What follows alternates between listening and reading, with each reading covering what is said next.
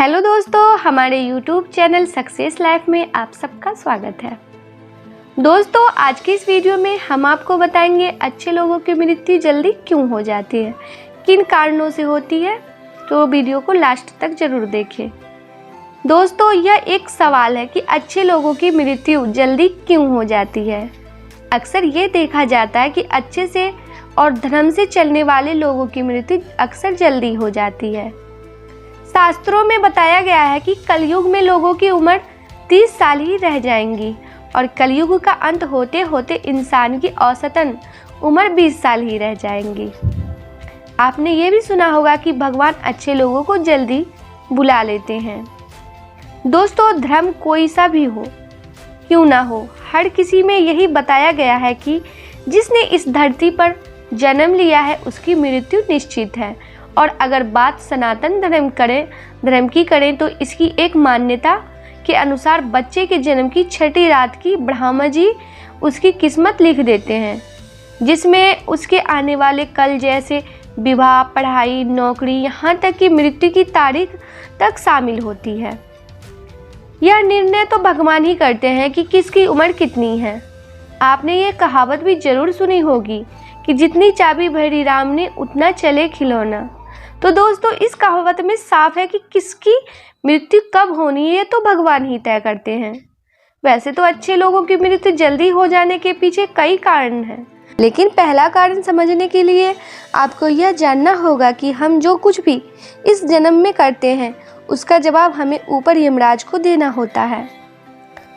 अगर आपके पाप का पलड़ा भारी होता है तो उसे नरक में यातनाएं काटनी पड़ती है, और अगर पुण्य का पलड़ा भारी हो तो ये स्वर्ग का सुख मिलता है।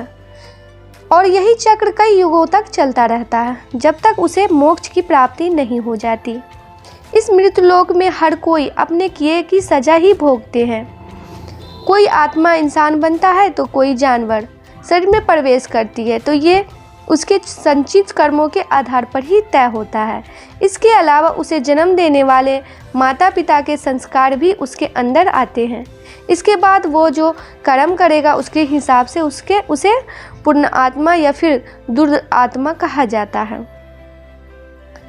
अब यही पुण्य आपकी मृत्यु की तारीख को भी बदलते हैं। जिस तरह से एक जज जेल में रहने वाले कैदी के व्यवहार को देखकर उसकी सजा कम कर देता है, ठीक उसी तरह भगवान भी देखते हैं कि इंसान मृत्युलोक में जाने के बाद उसके यानी कि अच्छे कर्म कर रहा है और उसे अपने किए की सजा मिल चुकी है, और जब उन्हें लगता है कि अब उसे मृत्युलोक में नहीं रहना चाहिए तब वो उसे बुला लेते हैं।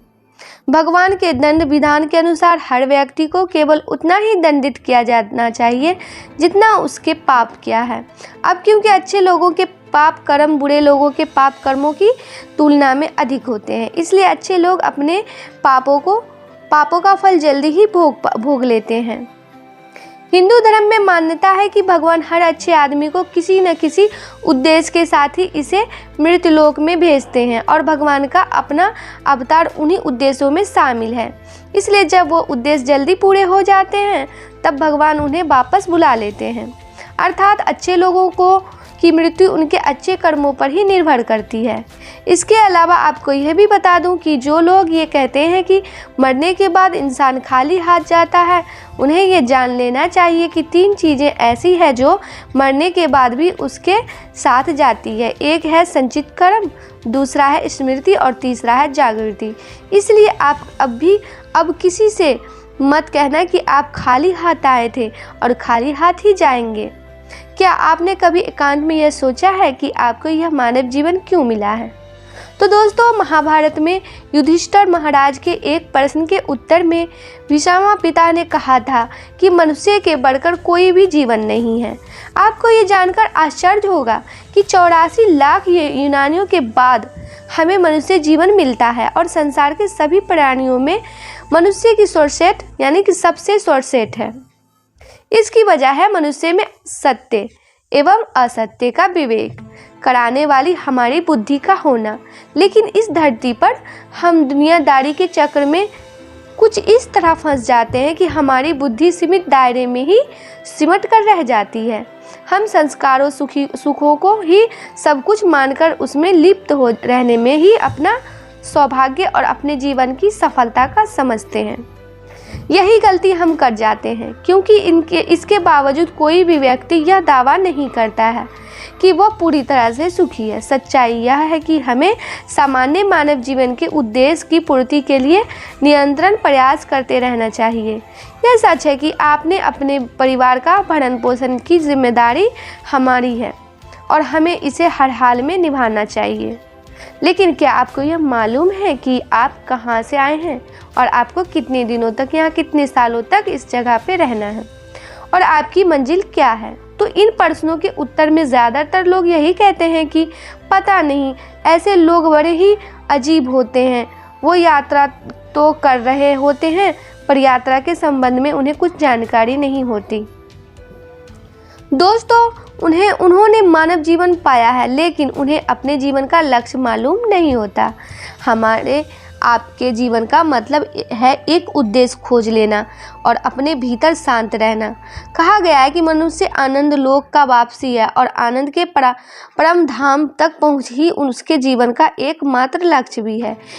भगवान श्री कृष्ण कहते हैं कि ये एक आध्यात्मिक और ईश्वरीय जीवन का पद है, जिसे प्राप्त करके मनुष्य मोहित नहीं होता। अगर कोई जीवन के अंतिम समय में भी इस तरह की स्थिति में हो तो वो भागवत धाम में प्रवेश कर जाता है। मनुष्य कृष्ण वामन या दिव्य जीवन को एक क्षण में तुरंत प्राप्त कर सकता है और हो सकता है कि उसे लाखों जन्मों के बाद भी यह प्राप्त ना हो। दोस्तों, यह तो तय है, यह तो सत्य है को समझने और स्वीकार करने की बात है। भगवत गीता कहती है कि वास्तविक जीवन का शुभ आरंभ इस बौद्धिक जीवन के पूरे होने पर होता है।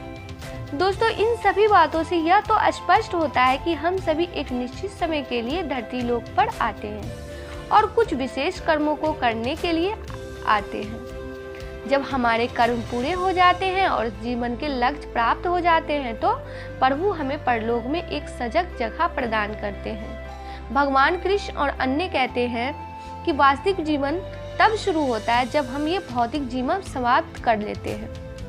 मित्रों, जब लोग सदाचारी होते हैं और जीवन में अच्छे कर्म किए होते हैं, वे वास्तव में विशेष होते हैं।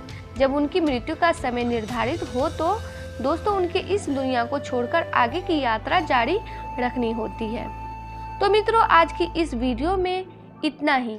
आपको ये जानकारी कैसी लगी हमें कमेंट बॉक्स में ज़रूर बताएं और आपको क्या क्या जानकारी अच्छी लगी हमें कमेंट करके ज़रूर बताएं। आज के लिए बस इतना ही।